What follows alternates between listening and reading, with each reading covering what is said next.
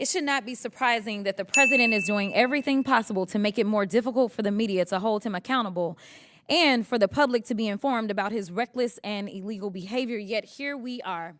The Republicans have actually organized this goofy hearing to try to convince the American people that PBS and NPR are, quote, domestic terrorists, or domestic threats, my apologies, not the incompetent, unqualified Secretary of Defense who's texting war plans to journalists.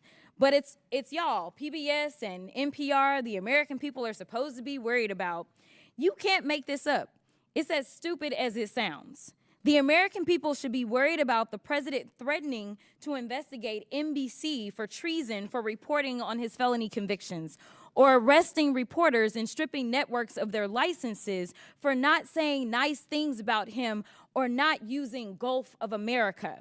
The Republicans' witness, Mr. Gonzalez, went so far as to suggest that because NPR and PBS reported on the murder of George Floyd, they, quote, represent a danger to our physical health as well as to civic health of our body politics.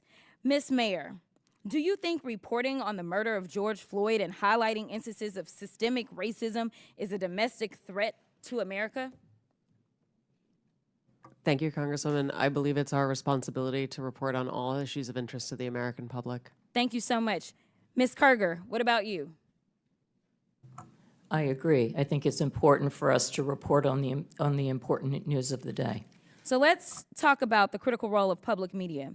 During his first term, President Trump's own Department of Homeland Security highlighted the importance of public broadcasting's role in public safety. In 2018, his administration stated, quote, PBS and local public television stations play a crucial role in protecting communities by delivering essential information to individuals and first responders. These benefits are all made possible by public broadcasting stations' unique reach, reliability, and role across America, and are especially vital in rural and underserved areas. Madam Chairwoman, I would ask unanimous consent. I seek unanimous consent to enter into the record the 2018 Without report. objection, so ordered. And Madam Chair, I also seek unanimous consent to enter into the record the 2019 report titled Modernizing the Nation's Public Alert and Warning System from Trump's... Without objection, so ordered. In the report, FEMA encouraged, quote, the use of public broadcast capabilities to expand alert, warning, and communication capabilities to fill gaps in rural and underserved areas. Mr. Ullman, what's a more significant domestic threat, reporting the murder of George Floyd or dismantling most of America's emergency communication systems? Can you please repeat the question for me, Congresswoman? Which one is more of a threat, reporting the murder of George Floyd or dismantling most of America's emergency communication systems?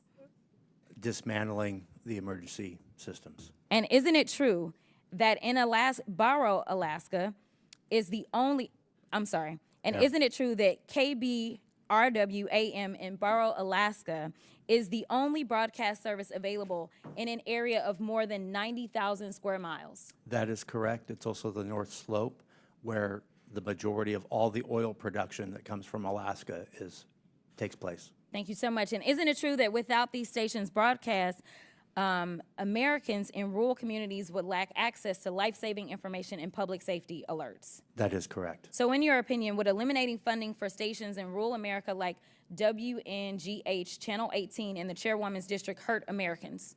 It would hurt Americans, yes. In fact, Georgia Public Broadcasting serves as the official distributor of evacuation route information during state-ordered evacuations, and the chairwoman is here advocating to strip their funding. Look, the DOGE agenda isn't about government efficiency. It's about breeding corruption at the expense of the safety of the American people, particularly Americans living in rural or remote parts of the country. They don't care about public safety, they don't care about emergency management, and they don't care about free speech, all of which are harming American people. In fact, I'm going to skip off real quick because they have tried to come for you, Ms. Mayor, and I just want to clarify, you did not work for NPR when those statements were made, did you? That is correct, Madam And to Chair. be clear, free speech is not about whatever it is that y'all want somebody to say. And the idea that you want to shut down everybody that is not Fox News is bull.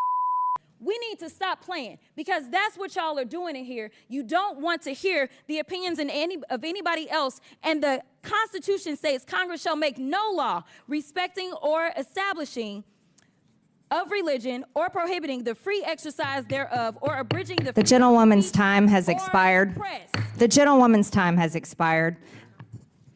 Madam Chairwoman, can I put something into the record? Unanimous consent, please.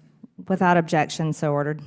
Thank you. I'd like to put under this NPR article what Biden preemptive pardons for family members could mean for presidential powers. If I could submit to the record. Without objection, so ordered. I now recognize the gentleman from Ohio, Jim Jordan, for 5 minutes.